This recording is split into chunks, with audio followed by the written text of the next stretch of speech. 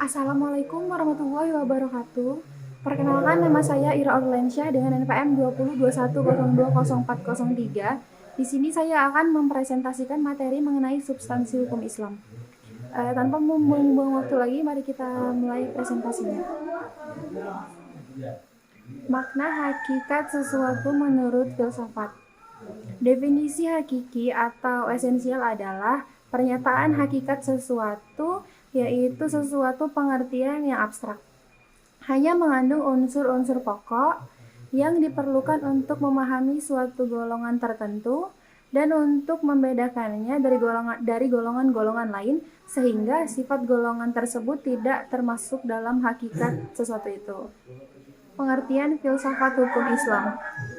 Filsafat hukum Islam terdiri dari 3 kata, yaitu filsafat, hukum, dan Islam.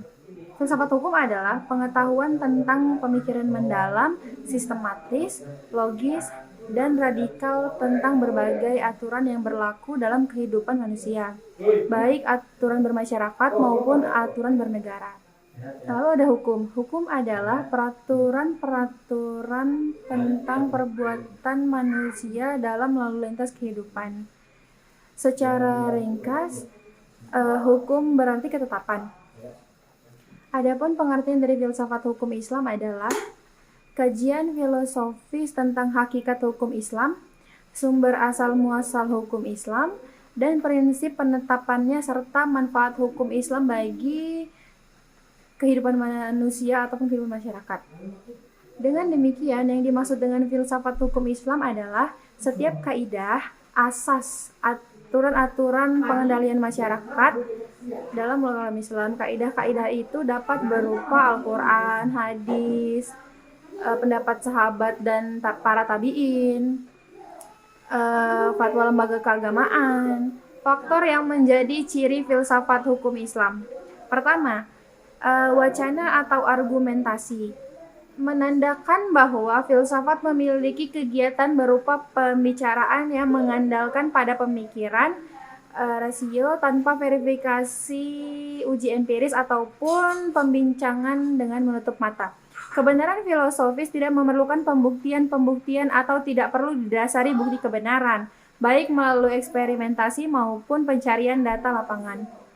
Kedua, segala hal atau sekalian alam. Artinya, semua materi pembicaraan filsafat adalah segala hal yang menyangkut keseluruhan yang bersifat universal.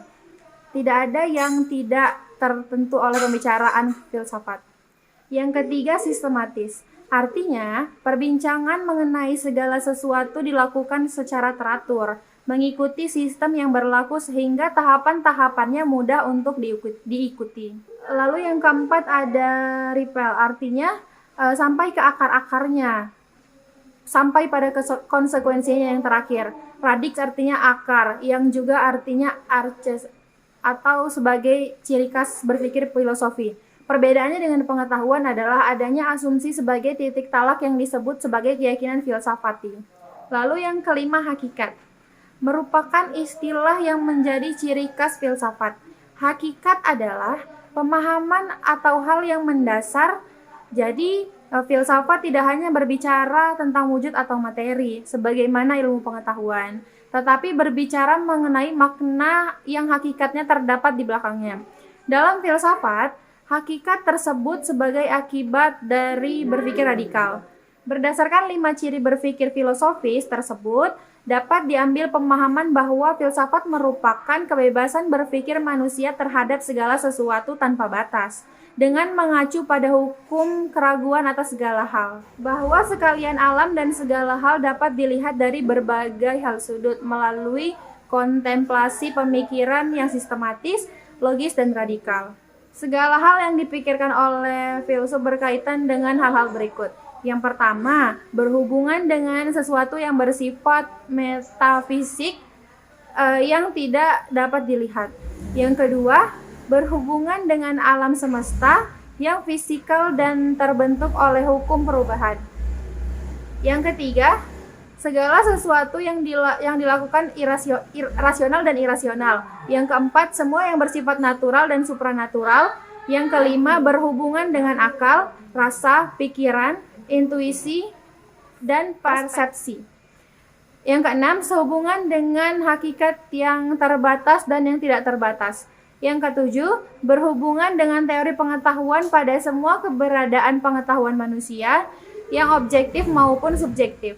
Yang kedelapan, berhubungan dengan fungsi dan manfaat segala sesuatu yang didambakan manusia atau dihindarinya.